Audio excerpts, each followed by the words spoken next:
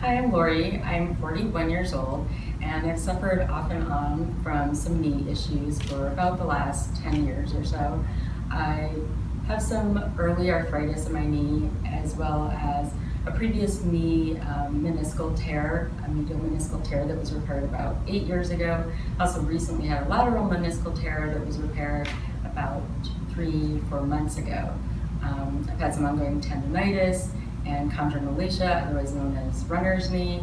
So there's been some ongoing acute chronic stuff as well as some more acute injuries that have been bothersome.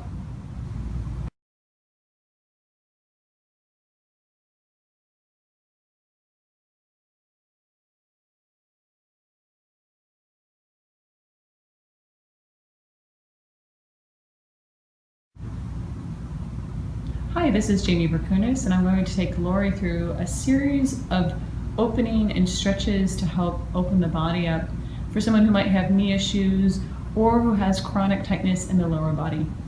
So Lori's going to start in a kneeling position, and she's going to turn her back to us. So she didn't come up to kneeling, move the blanket out of the way, unless you'd like to kneel on that. So depending on how her knees are feeling. She's going to start in a tall kneeling position and cross one foot on top of the other. So the top of one foot is going to press into the bottom of another foot. And then she's going to slowly sit back and add pressure to her feet. And so this is what I call an arch smash. So the top foot is going to be smashing down into the bottom foot. And you might ask, why would I do this? And the purpose is actually to try to open up the fascia on the bottom of the foot. And if she's finding she's uncomfortable in her knees in this position, or it's difficult for her to sit back, she can grab either a block, another blanket, or a roller to sit down to place between her hips and her heels.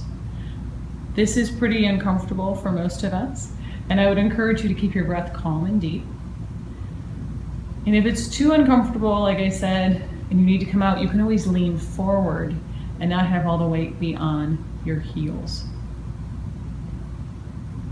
And then she'll go ahead and come on out, walking her hands forward, and just switch to the other side. So we want to make sure the top of her foot presses into the bottom of her other foot. So this should be, like I said, slightly uncomfortable. You might even feel a stretch on the top of the foot.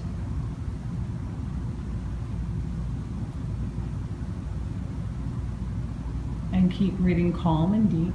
Sitting back onto your heels is pretty advanced, so if it's too intense, you can always walk your hands forward.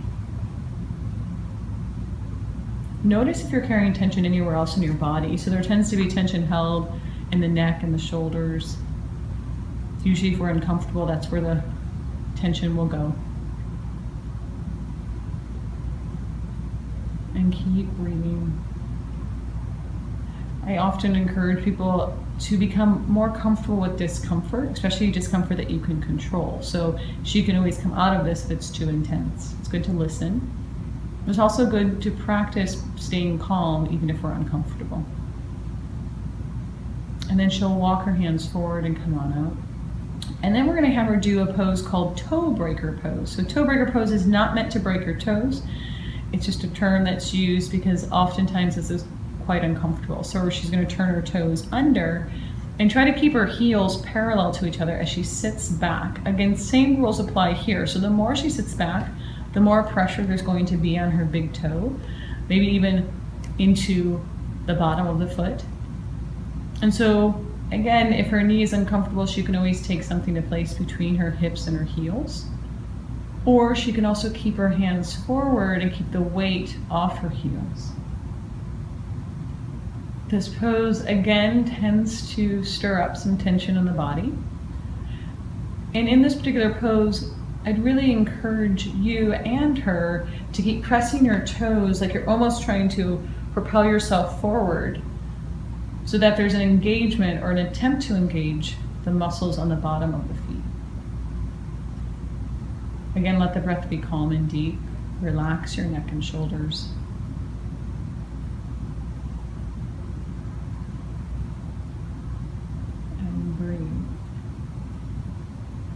So the next one I'm going to have her do is actually pointing the toes back. So she's going to come on the tops of her feet. She's going to do her best to keep her heels parallel to each other. It's okay if her feet aren't touching. We'll get to that next one in a moment. And she's going to slowly sit back, keeping her heels parallel. This stretch will be felt on the front or the top of the foot. Again, same rules apply. Hands can come forward, not as much weight on the heels if that feels better. If the knee is uncomfortable, placing something between the hips and the heels is a great idea, just to allow the quad to not be stretching so much. And again, notice the tension that tends to be held in the neck and shoulders if this is uncomfortable for you. Usually we have one that we prefer. So I prefer pointing my toes back. I don't really feel a whole lot of a stretch. The toe breaker, the toes curled under stretch, I tend to feel more, so that's not my preferred stretch. So you might notice this one's not so bad, but the first one was really intense, and that's a normal sensation to have. All right, and then she'll walk her hands forward and come on out. She'll come right back to just that cross again. Maybe she'll find a new spot in the bottom of her arch to place the top of the foot into. And she'll sit back one more time and breathe. And maybe this time it feels better. Maybe it's more intense because you found a new spot.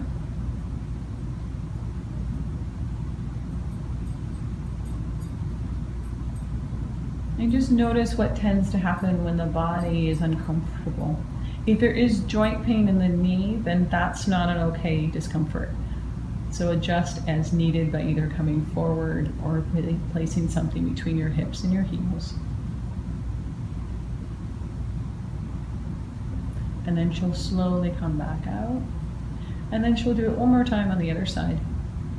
So I just find with a lot of my students and clients, if we start with bringing a release or some pressure, some trigger point release to the area of the body before stretching it, I see results a little bit more quickly.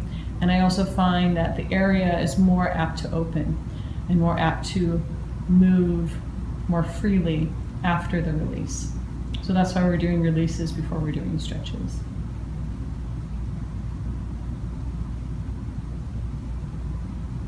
And then she'll slowly come forward. And now this time she's going to grab a strap.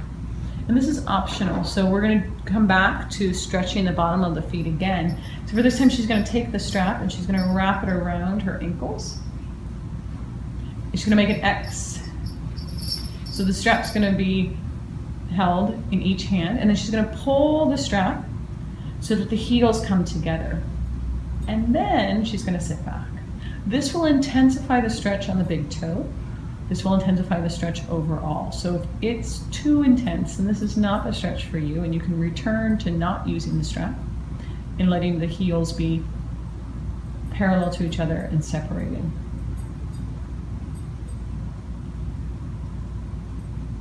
And even though you're using your arms here, still try to keep the tension out of your neck and shoulders.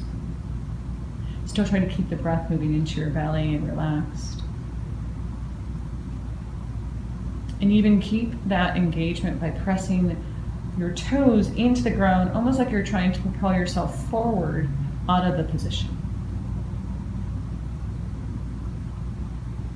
And then she'll slowly come out and try to point the toes back using the same technique. So once she gets in position, she's going to pull the strap, let the heels move as close as they can together as she sits back. This again might intensify the stretch. So the first time you might have not felt it nearly as much as you feel it this time.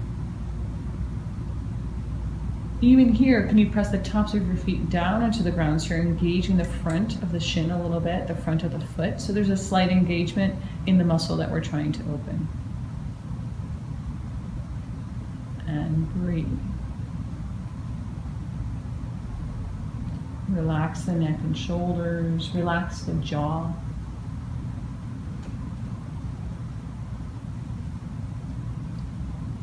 And then slowly come on out. And she'll set the strap aside. Now what we're going into next is called what I call calf smashing. So she's going to cross this time her shin on top of the calf of her other leg. So like she's making an X out of her lower legs, and then again sitting back. So in this position, it's okay for the knee of the top leg to come up off the ground. And again, if it's too uncomfortable in the knee, you can always place a blanket or a block between the hips and the heels. This will similarly be uncomfortable like the arch smash is. If it's too intense, you can always walk your hands forward to off-weight the shin off of your calf. And I oftentimes have people saying, but it hurts, so it must not be good. And oftentimes when the muscle is tight, pain is just letting us know that it's a tight area of the body. There's a difference between discomfort because of a tight muscle and discomfort because of a joint being pulled on or a ligament being pulled on. So again, if the knee is uncomfortable, this is not maybe the right time to do this for you. So just listen to your body and come out of the position if it's way too uncomfortable. And go ahead and switch to the other side. So she'll cross her other shin on top of the calf and then sit back. In here, whichever shin is pressing down, that knee can come up. So it's not a problem if that feels okay. It might throw your balance off a little bit. You might need to use your arms more than you think. Using blocks is a great idea. And breathe. So the calf muscles, there's two of them, the soleus and the gastroc. And they both get tight if we're active. Also, if we sit for a living, those muscles get tight. And if we run, bike, hike, walk, those muscles also get tight.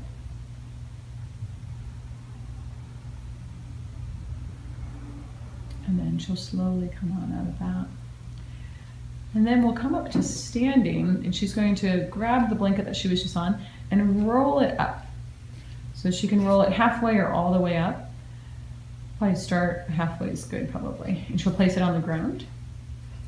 That's okay, yeah. And place the balls of your feet on the roll. So if you have a balance concern, this might be a good time to be close to a wall.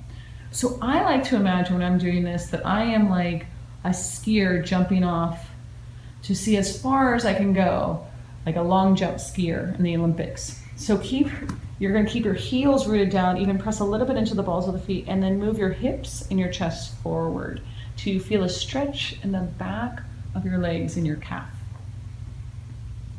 And breathe. So we're going for feeling a stretch, maybe even behind the knee a little bit. In this stretch, we tend to feel closer to the knee. When we bend the knees, which we'll do in a moment, you'll feel the stretch maybe a little bit closer down to the Achilles tendon. It's really important to keep the feet pointing straight ahead. And if balance is a concern, you can always separate your feet hip distance apart or wider.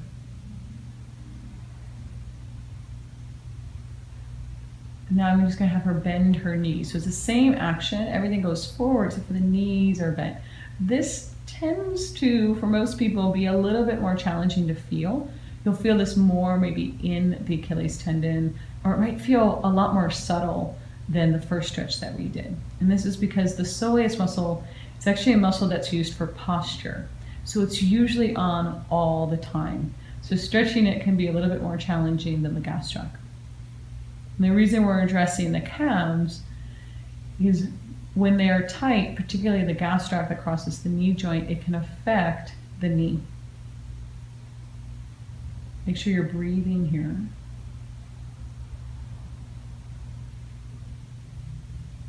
And then slowly come on out.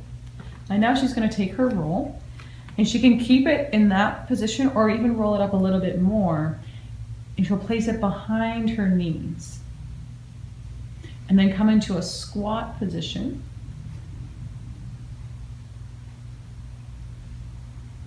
And now we're going to come back to a calf smash. And our hands can come forward onto the ground.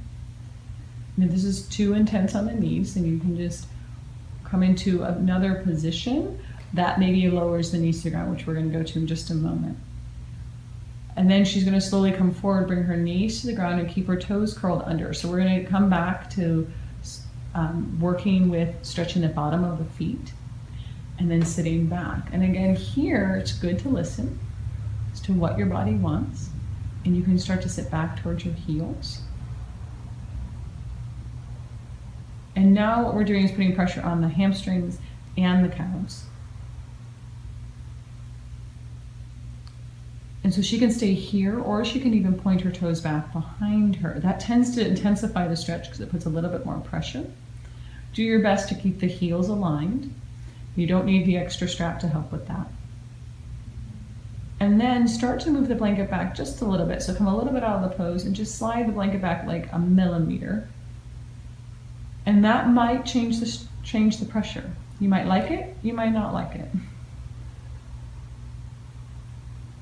Press the tops of your feet down into the ground.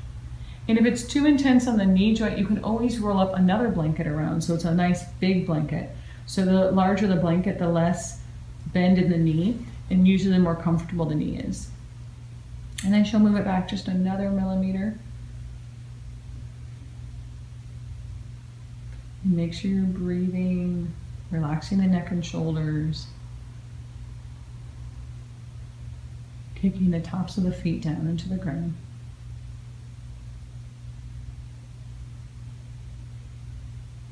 And then she'll slowly come on out. So she can just take her hips away from her heels. And we'll come back to a standing position, and we can take the roll again. And you can keep it big, or you can make it back to its half or 3/4 of a roll. We're going to take the balls of the feet this time on the blanket, but add a forward fold. So the balls of the feet go on the blanket, but the heels stay on the ground. And then keeping the legs straight, start to bow forward. You can either bend the knees, you can go ahead and do that. And then again, try to bring the weight forward without letting the heels come up off the ground. And breathe. And if you have a hard time getting your hands to the ground, you can always grab a block. And you might start to feel this stretch now all the way at the back of the leg instead of just in the lower leg. So now we're getting into stretching out the hamstrings along with the calves. And then go ahead and bend the knees, keeping the heels on the ground. See if you can get the stretch. This will take the hamstring stretch out, but maybe you'll feel more of a stretch into the lower leg, into the Achilles tendon, more into the soleus muscle, so more middle calf area. And it is okay to have a little bit of shaking or quibbling in this pose. That's not an uncommon condition or symptom to have when you're stretching. I remember when I first started practicing yoga, my legs would shake a lot more than they do now. So sometimes we're opening the area of the body that's tight, it will start to shake. And then go ahead and come all the way back up to standing. And take your feet off the blanket. And just notice a difference. If you're standing differently, if things feel different. If the back of your legs, particularly your calves, your feet, feel a little bit different on the ground. Or if you feel a bit more steady in your stance.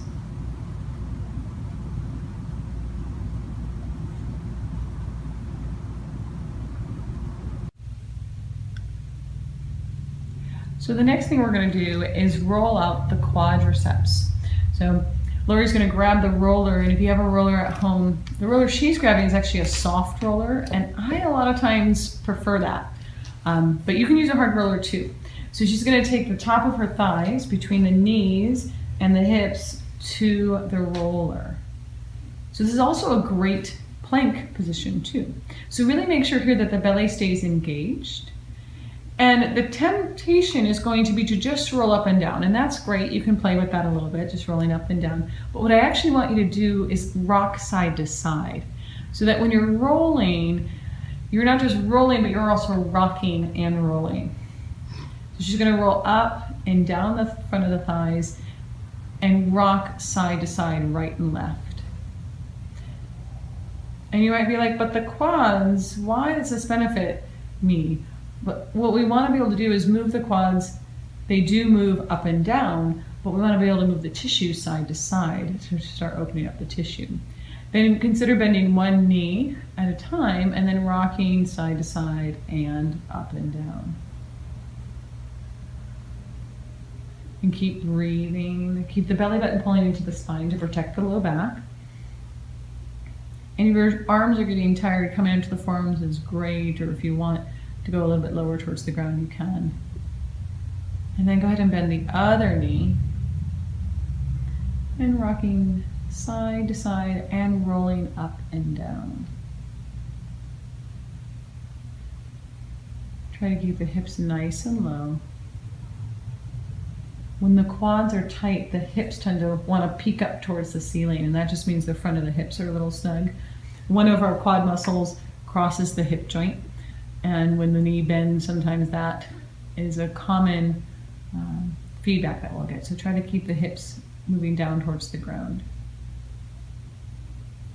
And you'll do this for about a minute or so. If you want to do it a little bit longer, that's perfect. For time's sake, we're going to go ahead and stop. And Lori's going to move the roller out of the way and then come resting onto the belly. And a strap might be helpful for this one if your quads tend to be a little tight. So we're going to do a quad stretch, but resting on the back. So she's going to take the strap around one of her feet and actually one of the ankles. And then the strap's going to go over the same side shoulder. And she's actually going to bring everything down to the ground on the top half of her body. So she's going to rest down towards the ground. And before pulling the heel into the hip, she's going to kick the foot or the ankle into the strap, so that tones the front of the thigh. I also want to make sure that her thighs are parallel to each other. What tends to happen if the quads are snug, or even if the IT band is tight, which we'll get to in a moment, is the knee's going to start to go out to the side, away from the center. So we'd want for her to make sure the knee points straight back to the back of her mat, or that her thigh is parallel to the thigh that's not stretching. And so kicking the heel into the ankle starts to engage the quad, and then you can use your arms to pull your heel closer to your hip. If you're feeling discomfort in the knee, back away from the stretch. Even if you don't feel a stretch and all you feel is a little bit of an engagement, that's totally okay. But in the knee joint is not where we want to feel a stretch. Above the knee, in the front of the thigh, in the center of the thigh, no problem. But if you're getting pain on the outside, inside, or even just below the knee, consider backing away, re-engaging the quad by kicking the ankle into the strap. And breathe. Let the hips move down towards the ground. And again, similar here is if the knee bends and the hips pop up, and that just gives us feedback that the front of the hip is tight. And do your best to keep the front of your hip pressing down. And then go ahead and slowly release and come on out. And then try it on the other side. So lasso your foot with a strap, and even take it to just above the foot to the ankle. And then let the strap come over the shoulder. So the strap that Lori's using is about a 10-foot strap. So the 6-foot straps can be a little bit too short, so I like 8 to 10-foot straps when doing these poses. So same thing, she's going to press her ankle into the strap to tone the front of the thigh, and press the front of her hips down and hug her knee that she's bending in towards the center so that the knee points straight back, the knee isn't twisting. And then she's pulling the heel towards the center of the hip. Eventually, as the quad gets more open and as the knee feels better, you can pull the heel to the outer hip. But by the center, I don't mean the center of the body, I mean the center of the glute. Make sure you're breathing here. And the upper body is relaxing towards the ground. So there's another version where you can come up upright in your upper body, but I really prefer in the beginning to start stretching with the upper body parallel to the ground, then upright. Again, same thing, if you're feeling this in the knee joint, back away, re-engage. Make sure that you're still kicking your heel, or I should say your ankle, into the strap as you're pulling your heel towards the center of your glute, center of your hip.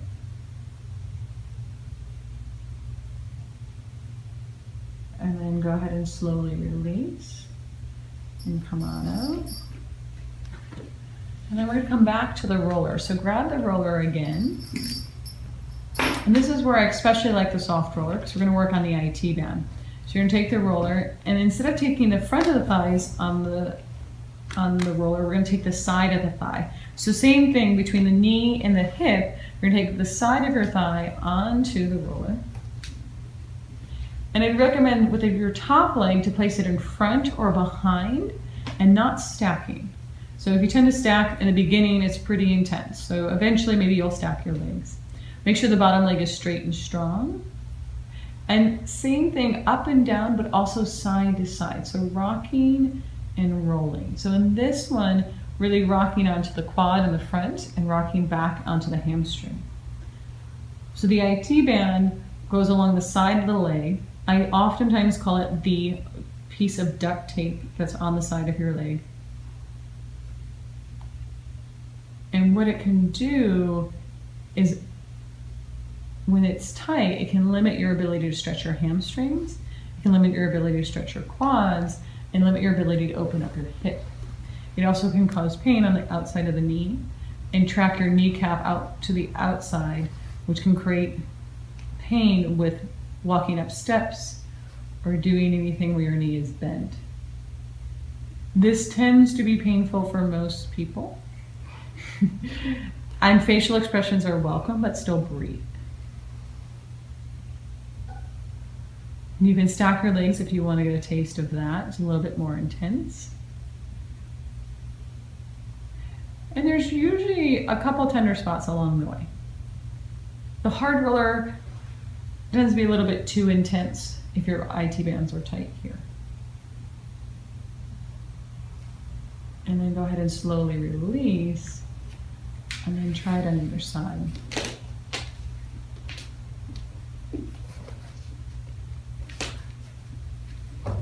So it's important when you're doing the IT band rolling to make sure you go all the way down towards the knee and even all the way up to just about the crease of the hip. So there is an area right around the crease of the hip where the greater trochanter is, and there's a bursa there. And so rolling on the bursa is probably not the best idea. It can cause a little bit of hip bursitis, so just be careful with that. And find the tender areas, and instead of just rolling up and down on them, make sure you roll side to side. And breathe.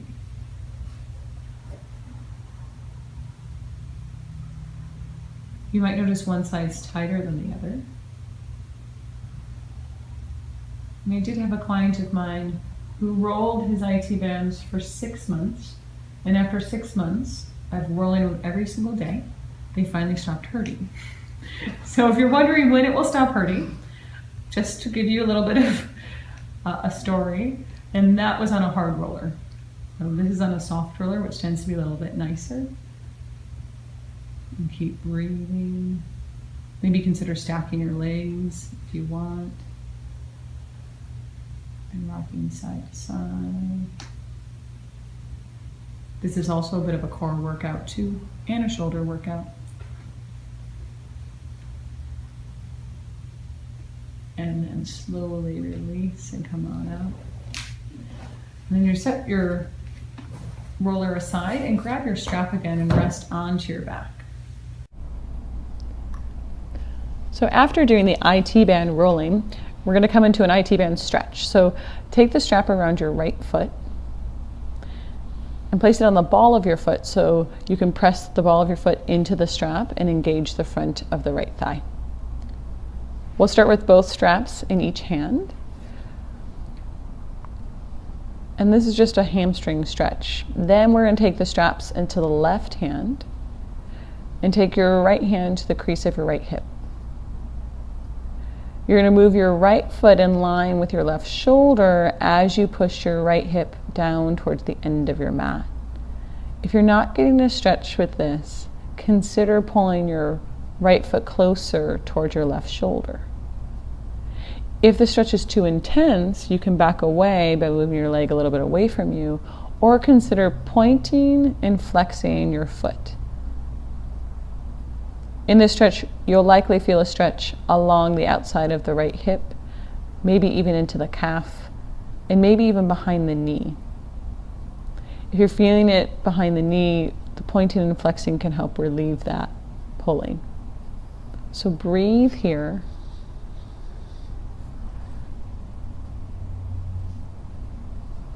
And then from this stretch, roll all the way over onto your left side and take your right foot to a block on the left side of your body. Your bottom leg is going to reach straight and strong. And take your right hand to the crease of your right hip and push your right hip down towards your left foot. And again, to get a more intense stretch, consider pulling your right foot closer towards your left shoulder. And breathe here. Have the right foot be parallel to the ground. So the big toe edge of the right foot is resting on the block. And breathe here.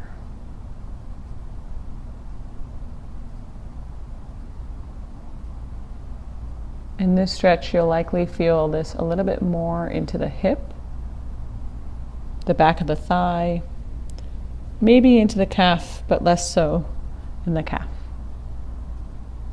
And then go ahead and come back up to center. And then switch to the other side. So lasso your left foot with a strap. We'll start with a hamstring stretch first. So take the ball of the foot on the strap. And even here, press the ball of your foot into the strap to engage the front of your left thigh, your quadricep. Your right knee can be bent or straight, whatever is most comfortable for your low back and your body. Then take the straps into your right hand. Take your left hand to the crease of your left hip. Move your left foot in line with your right shoulder as you push your left hip down towards the end of your mat. To get a little bit more intense of a stretch, consider pulling your left foot closer to your right shoulder. To release the stretch, consider either coming out of the stretch by moving your foot a little bit more away from you, or pointing and flexing your left foot.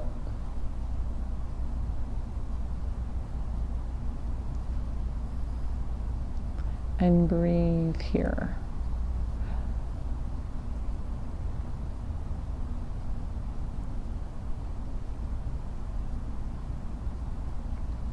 And in this next one, you're going to bring your left foot across your body to the right. So grab your block if you don't have it already, and place it on the same setting it was before. And then roll all the way over onto your right side, straighten your right leg, and bring the big toe edge of your left foot to the block. You can take your left hand to the crease of your left hip and push your hip down towards the end of your mat. To increase the stretch, consider pulling the foot a little bit closer towards your right shoulder. And breathe. It's okay for your left shoulder not to come onto the ground.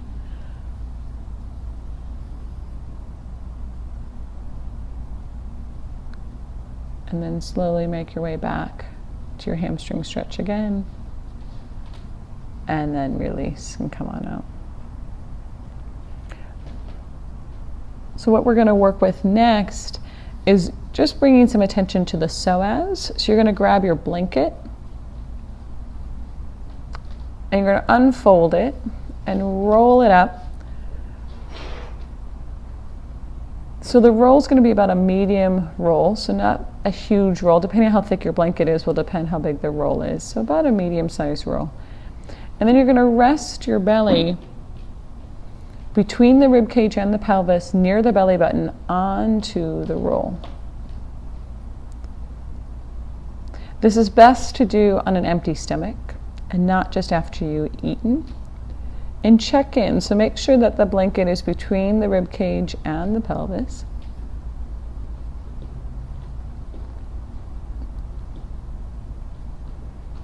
And the goal here is to let your belly relax. You may feel a heartbeat in your abdomen. If you are pregnant, if you have issues with your digestion, this may not be the best method for you. If at any point you feel uncomfortable and doesn't feel right, consider coming out of this position and not worrying about this particular pose. So this is a way of allowing there to be some attention to the psoas muscle, which is a muscle that goes on either side of your spine. It's deep inside your abdomen. It's a muscle that gets tight when we do activities like running, biking, hiking, and walking. It's also a muscle that is tight when we stress.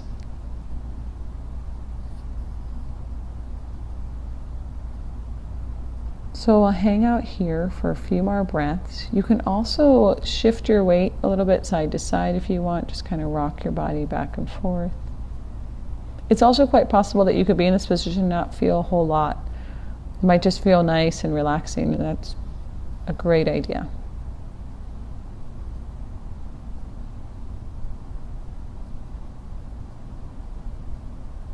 Do your best to breathe deeply even though the abdomen is being compressed. And even here, see if you can direct the breath into your low back or even out to the sides.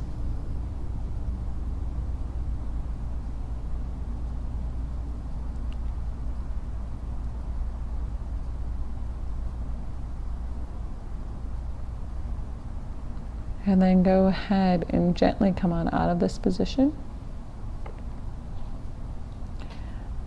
What we're going to do next is doing a lunge towards the wall to now stretch the psoas muscle or get into the hip flexors. So we have 9 muscles that flex the hip. And the psoas and the iliacus, which are the two we're going to be working with, are the main hip flexor muscles. So we're going to grab a block and a blanket, and you're going to face the wall. So you're going to take the blanket to put underneath your knee, and you're going to have your right foot go to the wall first. And if you can bring the toes up the wall to get a stretch on the bottom of your foot, great. And then you're going to take the block and it's going to go below the knee at the shin. Your back toes on your left foot can be curled under or pointed back, whatever's most comfortable for you. And make sure that your left knee is behind your left hip. So there's an opening at the front of the left hip. So in this pose, we'll start with the knee on the ground. You're going to take your hands to the wall and pull the belly up and in, draw the right hip back and the left hip forward. Then you can walk your hands up the wall. Try to keep your shoulders over your hips, and then start to walk your hands over to the right. So we're going for a stretch in the front of the left hip.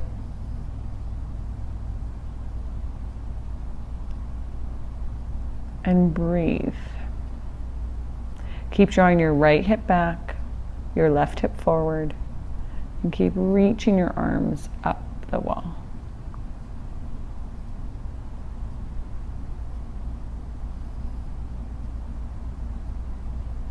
And then go ahead and walk your hand back to center, and then slowly come on out.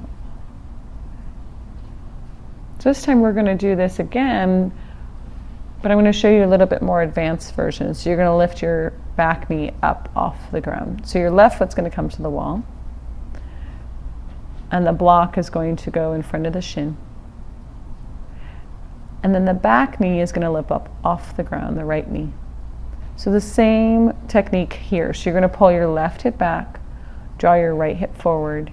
You can even soften in the right knee a little bit, which will help you access the hip a little bit more. And then walk your hands up the wall and then over to the left. So this is more advanced. If at any point it's too advanced, you can always go back to the first position and lower your back knee to the ground. And breathe. We're going for a stretch along the right side of the body, into the front of the right hip, front of the right thigh,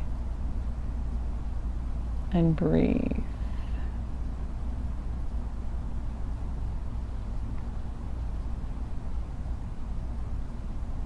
If At any point you're tired or you need to take a break, you can always come out of this pose. Then walk your hands back to center. Lower your hands down in front of you and then slowly come on out of this pose. And release. Now we're going to hold on to the block and we're going to come into an iliacus release. So take your blanket off your mat and take the block so the long edge of the block is parallel to you. And the lower corner of the block is going to go in front of the pelvic bone on the same side. So we're going to start on the left side. So you're going to take the front of your left pelvic bone to the lower left corner of the block. And then bend your right knee out to the side to shift the weight a little bit more into your left hip. And this should be slightly uncomfortable in nature. You can rest and just allow your body to relax over the block. You can also come up onto your forearms and pull yourself forward to create a little bit more pressure in the block if that feels comfortable for you. Another option is to bend your left knee, keeping your hip low, and just rock your foot in and out, your leg in and out. So you're doing internal and external rotation. This is like giving yourself a massage. And breathe.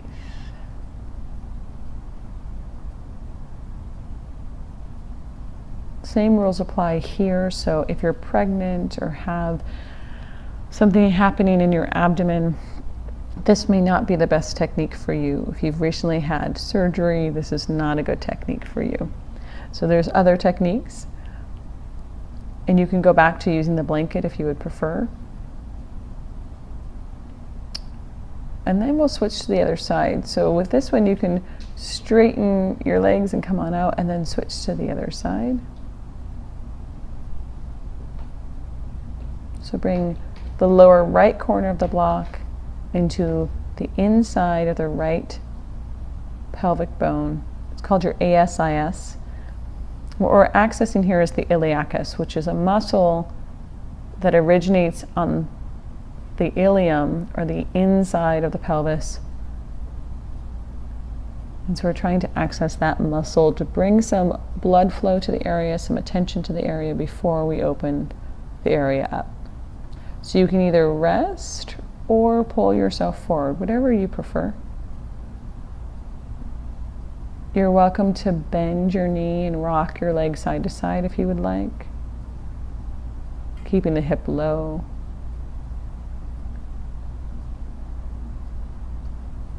Keep breathing in this pose.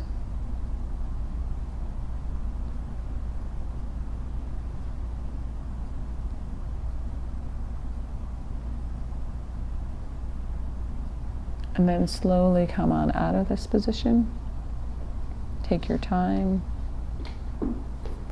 And then you're going to keep the block close by because you might need it for this next pose. So you're going to rest onto your back.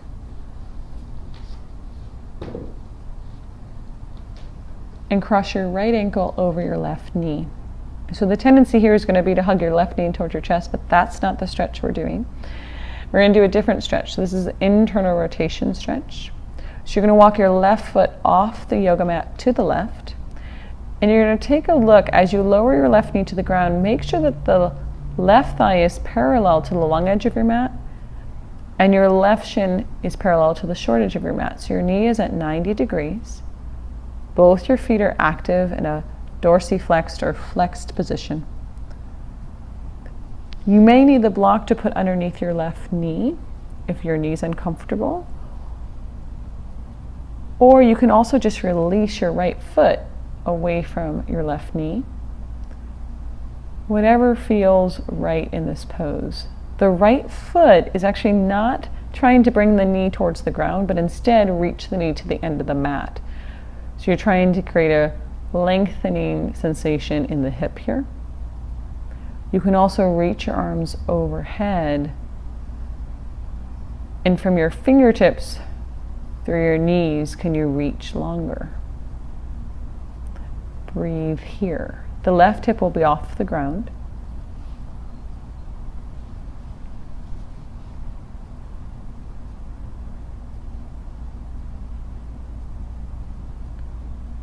And then slowly come out of the pose by walking your left foot back onto your yoga mat.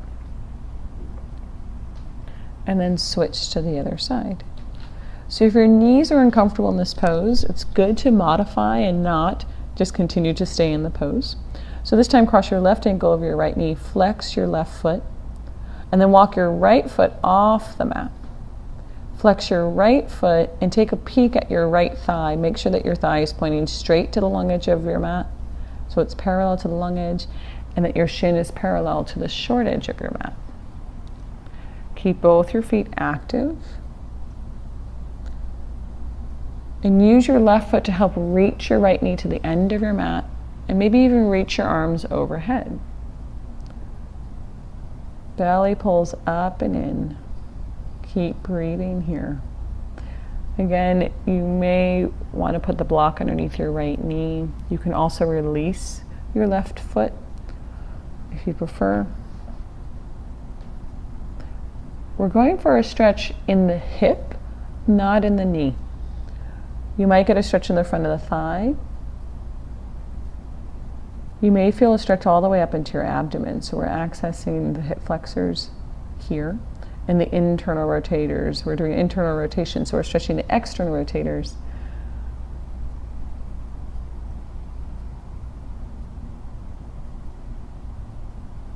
And then to come out of this pose, go ahead and walk your right foot back onto your mat.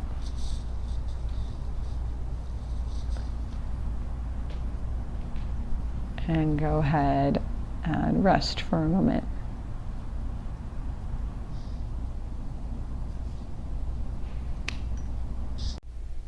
So next we're going to do bridge pose with some hamstring awareness. So you're going to take your blanket and put it at the edge of your mat, and then scoot to the edge of your mat. So your hips are on the yoga mat, but your blanket is off the mat on a more slippery surface. So usually a tile or wood floor works really well. If you do have carpeting, using a plastic bag could work well too. So make sure that your hips are close to the edge of the mat, and you're in place both heels on the blanket, and pull the tops of your feet towards your shins. So this is called dorsiflexion. What this does is actually creates a little bit of a stretch in the calf, which will keep it from cramping. And then you're going to lift your hips up. And I just want you to notice, can you keep the block from sliding, or the blanket from sliding away from you? So can you keep the heels steady? Do you feel the back of the legs engaging? That's what we're working here in bridge pose. So take a few breaths here. And then slowly release down. So if you've got a cramp in the back of your legs, usually that's because your feet are in too close. So just make sure that you move the feet a little bit more away from you, maybe a little bit further than what you're used to doing in regular bridge pose. Next, go ahead and grab a block, and you're going to place the block on the lowest setting underneath your hips. So you're going to lift your hips up, place the block on the lowest setting, and if you want, you can just take a seat here. So we're going to start to make this a little bit more active. So start with your hips on the block, keep the tops of your feet pulling up towards your shins and the heels pressing down into the blanket. And keeping your hips down, go ahead and slowly straighten your legs, pressing your heels down, and keeping the heels pressing down, pull your heels back. So just a few more times, inhaling if you prefer, exhaling with the movement, whatever breath pattern works best for you. Do this nice and slow, and keep the back of the heels pressing down and pulling back.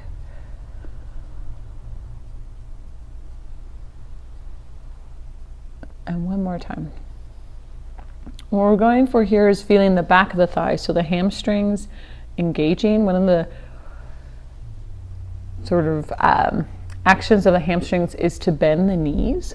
The other action of the hamstring is to extend the hips. So this time we're going to try this. This is more likely to cramp your hamstrings, is to lift your hips up off the block.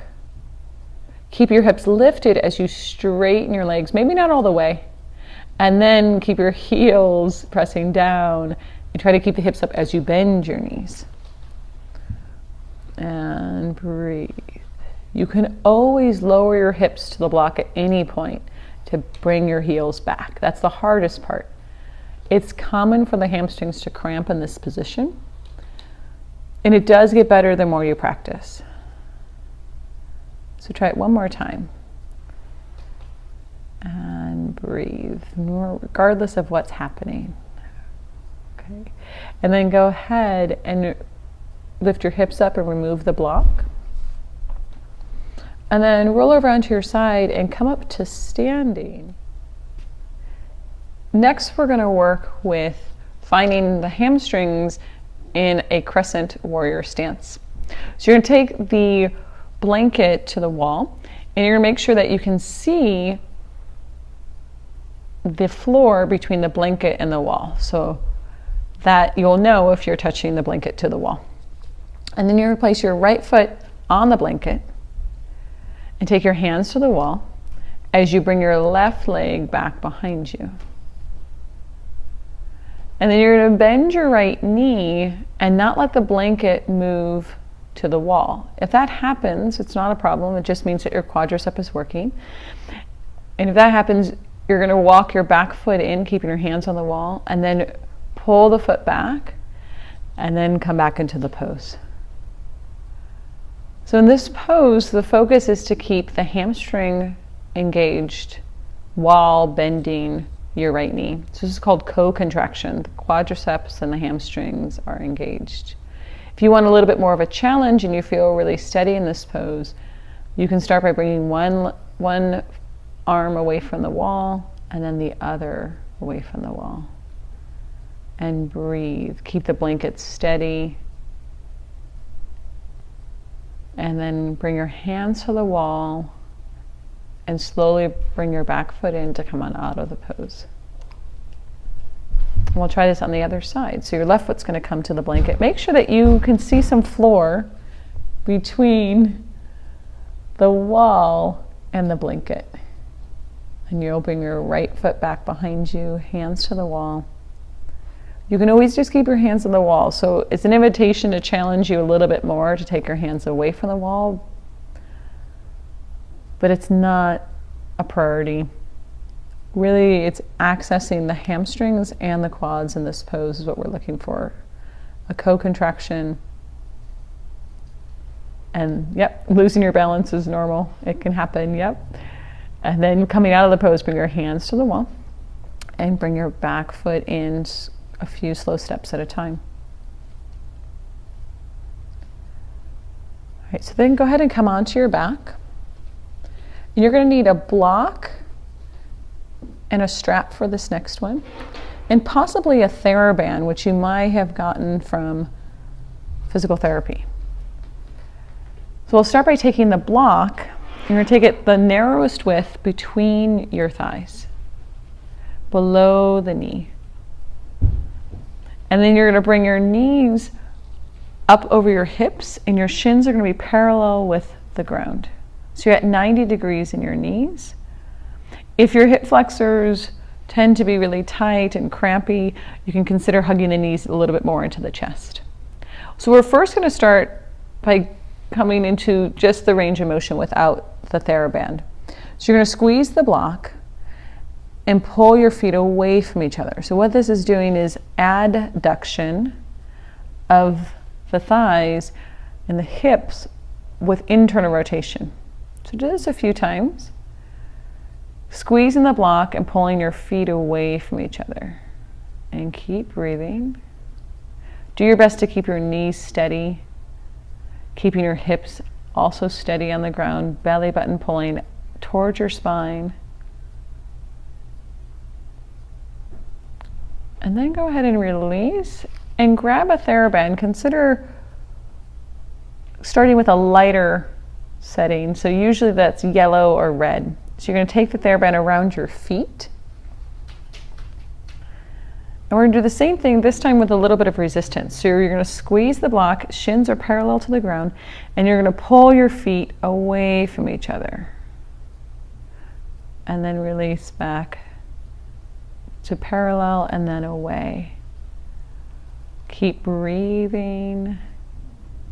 If this is too challenging, you can consider going back to not using resistance. You can also consider just holding it out to the side and taking a few breaths with an engagement of adduction and internal rotation. Shaking is normal. This is also a bit of a core pose too, so you might feel your abdomen working a little bit more here. And then go ahead and slowly release. And we're going to do the same thing, except for we're going to use a strap this time. So you're going to take a strap around your thighs. And you're going to make sure that the strap's going to go just above the knees, or in this position it might feel like below the knees. And the looped up strap, you want to make sure that when you press your thighs out, that your strap allows your thighs to stay parallel to each other and not the knees to go way out to the side. So we'll start the same way we did before. So you're going to press your thighs into the strap. Shins are parallel to the ground, and you're going to pull your feet away from each other as you press your thighs out. So this is internal rotation with abduction. And breathe with each of the actions that you do. So find the breath, maybe like exhaling, moving your feet out, and inhaling, bringing your legs back to center. Maybe you like exhaling only on the effort and inhaling and holding the position. So find a breath pattern that works best for you. And this can be done up to 10 to 15 times. So if you really like this exercise and want to make it a daily practice, feel free to use this practice 10 to 15 repetitions, maybe 2 sets. For time's sake, we're just going to do a few repetitions. Then go ahead and release and come back with the TheraBand around your feet. So you're going to take the TheraBand around the feet.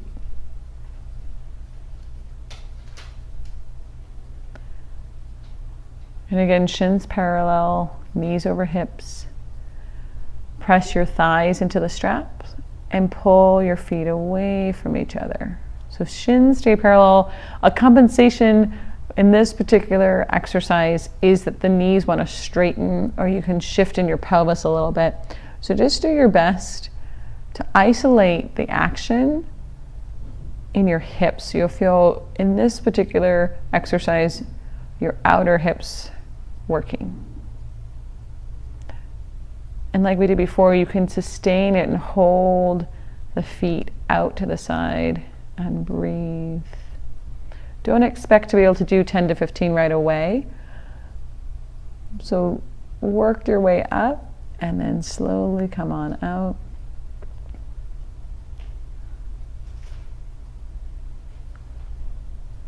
And take the strap away. And we're going to work into reverse table pose. So your hands are going to go back behind you, and there's several arms positions that you can do. You can have your fingertips pointing towards your feet. You can have your fingertips pointing out to the side, or you can have your fingertips pointing straight back. So whichever is comfortable for you. Your feet are going to be hip distance apart. And your feet are going to be in a position similar to what we were in bridge pose. So in this pose, you're going to be lifting your body up away from the ground. So your hips are going to move up, your chest is going to move up. And the head can either be, the chin can be tucked in, the gaze can go up towards the ceiling. I prefer not to have the gaze go behind, but if that's something you prefer to do, that's okay too. So breathe here. We're focusing most on the back of the thighs here. So really lifting the hips up. You can even pull the tops of the feet towards your shins into dorsiflexion, which can help you activate a little bit more in the hamstrings. And then slowly lower down. So you can stay here for our next round. Otherwise, we're going to work with straightening one leg and then the other leg. So go ahead and lift up again. Keeping your hips lifted, go ahead and straighten your right leg. And then release and try to straighten your left leg. And release. Try that one more time. Right leg, release, and then left leg, keeping the hips lifted and release, and slowly lower down. We'll do that one more time. So you can do both knees bent. You can do alternating one leg straight, then the other leg straight. This time I invite you to just try straightening both legs one at a time and just see how it feels. So keep the hips lifted, keep the breath flowing, and always come on out whenever you're ready. One more breath.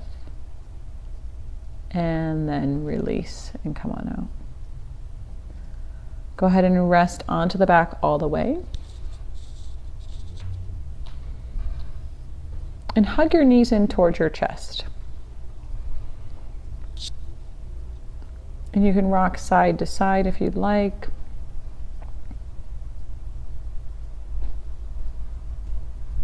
And then we're going to move into happy baby pose. So you're going to take your arms to the inside of your knees and take your hands to the pinky edges of your feet.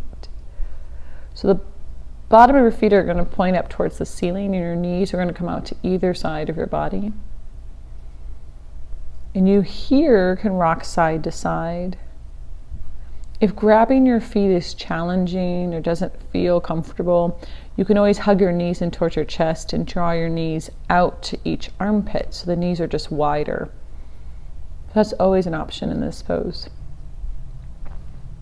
So come back to center, keep your right foot in happy baby or knee into the chest, and then straighten your left leg along the ground.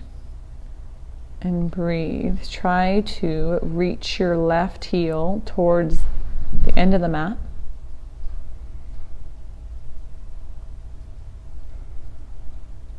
Try to bring the back of your left thigh towards the ground.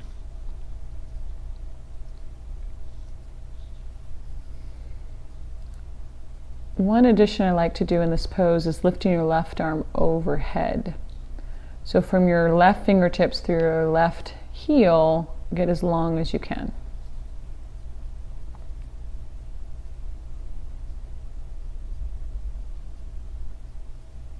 And then slowly come on out by bending your left knee, returning to happy baby, your knees into the chest.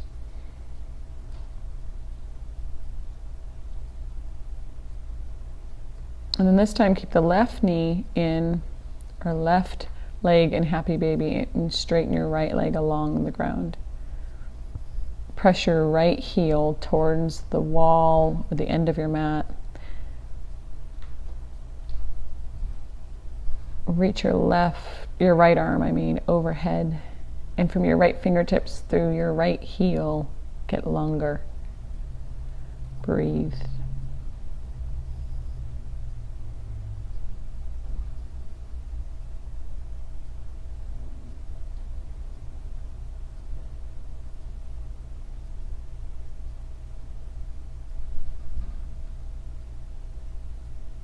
And then slowly come back into happy baby pose or knees to chest.